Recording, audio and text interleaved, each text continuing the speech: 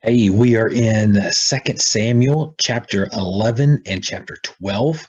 And we now see a part of David that we haven't seen before, and to this extent. And we're going to see a side of him that we wish we didn't see as a man after God's own heart.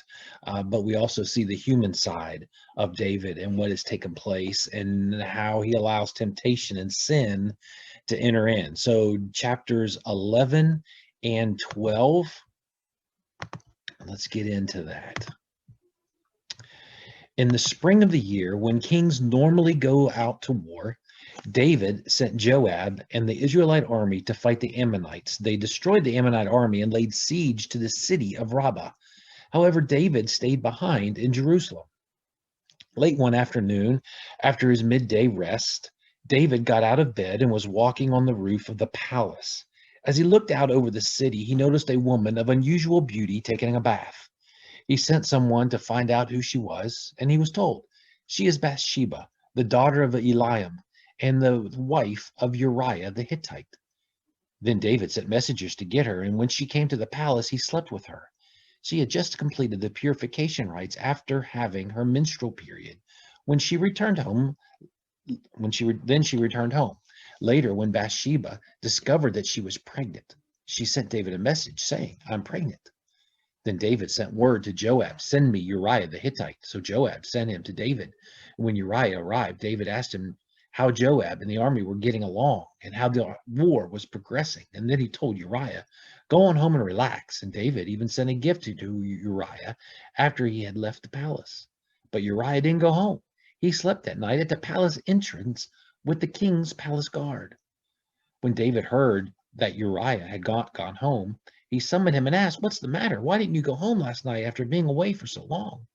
Uriah replied, "The ark and the armies of Israel and Judah are living in tents, and Joab and my master's men are camping in the open fields. How could I go home to wine and dine and sleep with my wife? I swear that I would never do such a thing." "Well, stay here today," David told him, "and tomorrow you may return to the army." So Uriah stayed in Jerusalem that day and next. Then David invited him to dinner and got him drunk. But even then, he couldn't get Uriah to go home to his wife. Again, he slept at the palace entrance with the king's palace guard. So the next morning, David wrote a letter to Joab, gave it to Uriah to deliver. The letter instructed Joab, "Station Uriah on the front lines with the battle where the battle is fiercest. Then pull back so that he will be killed." So Joab assigned Uriah to a spot close to the city wall where he knew the enemy's strongest men were fighting. And when the enemy's soldiers came out of the city to fight, Uriah the Hittite was killed along with several other Israelite soldiers. Then Joab sent a battle report to David. He told his messenger, "Report all the news of the battle to the king." But he might get angry and ask, "Why did the troops go so close to the city? Didn't they know there would be shooting from the walls? Wasn't Abimelech, son of Gideon, killed at Thebez by a woman who threw a millstone down on him from the wall? Why would you get so close to the wall?" And then tell him Uriah the Hittite was killed too. So the messengers went to Jerusalem and gave a complete report to David.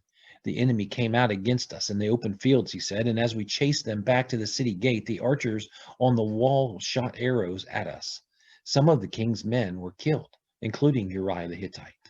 "Well, tell Joab not to be discouraged," David said. "The sword devours this one today and then that one tomorrow. Fight harder next time and conquer the city." When Uriah's wife heard that her husband was dead, she mourned for him. When the period of mourning was over, David sent for her and brought her to the palace, and she became one of his wives. Then she gave birth to a son.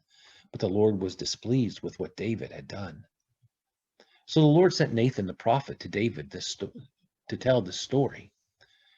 There were two men in a certain town. One was rich and one was poor. The rich man owned a great many sheep and cattle, and the poor man owned nothing but one little lamb he had bought. He raised that little lamb, and it grew up with his children. It ate from the man's own plate and drank from his cup. He cuddled it in his arms like a baby daughter.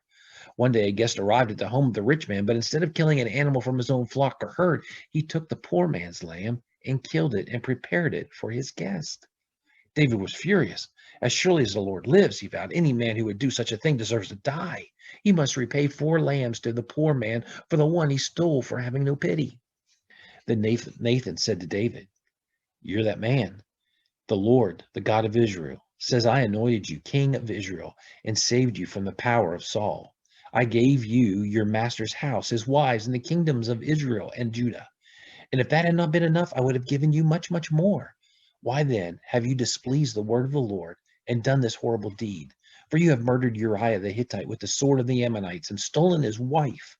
From this time on, your family will live by the sword because you have despised me by taking Uriah's wife to be your own.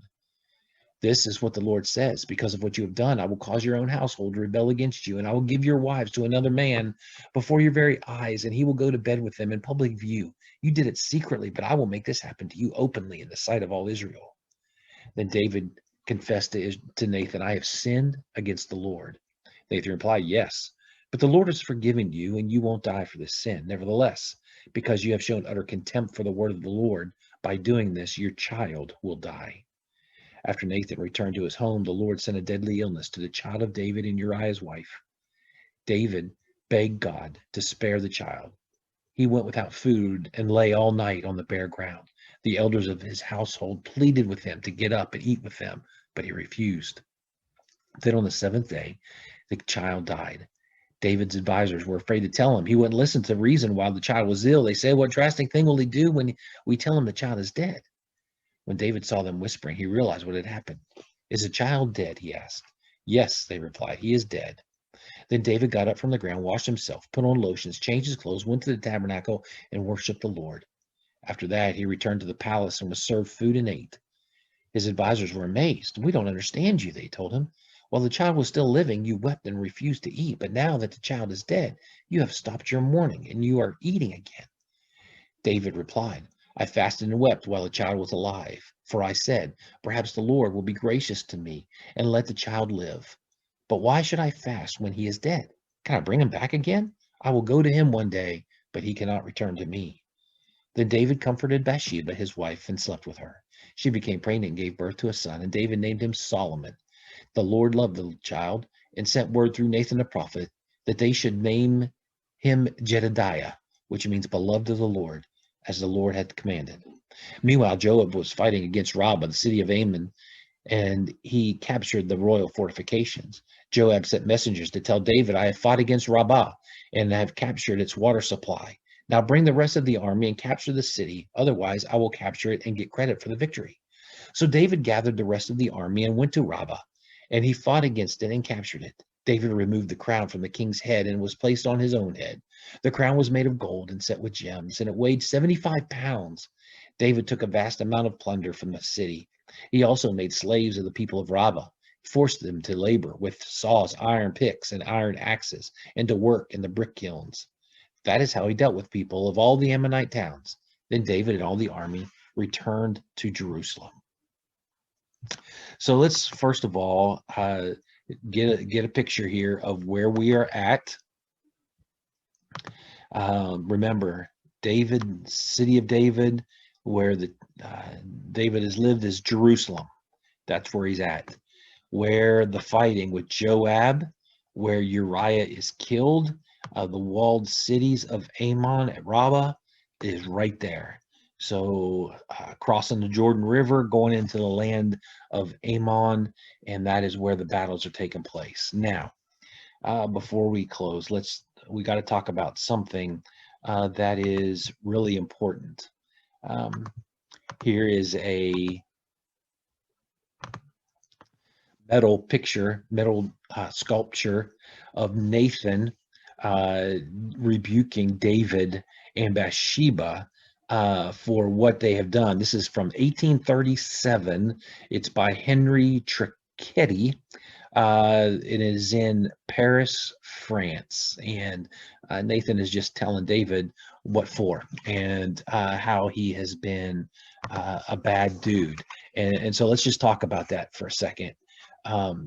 Don't think that David's sin just happened out of the blue. Sin usually doesn't happen that way. Sin is something that starts small and continues to build and build and build. And so David's sin happened probably years before. He's probably been looking at women. He's got several women. He's got several wives and concubines. He has allowed his drive for women to affect him. And so when he sees Bathsheba, which he shouldn't have been there, he should have been at war.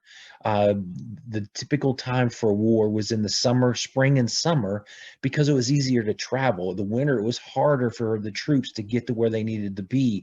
So this was a wartime, and the king goes with his warriors to go and battle, and that's why he goes in chapter 12, so that he can get the glory for the battle that has been taking place with the Ammonites.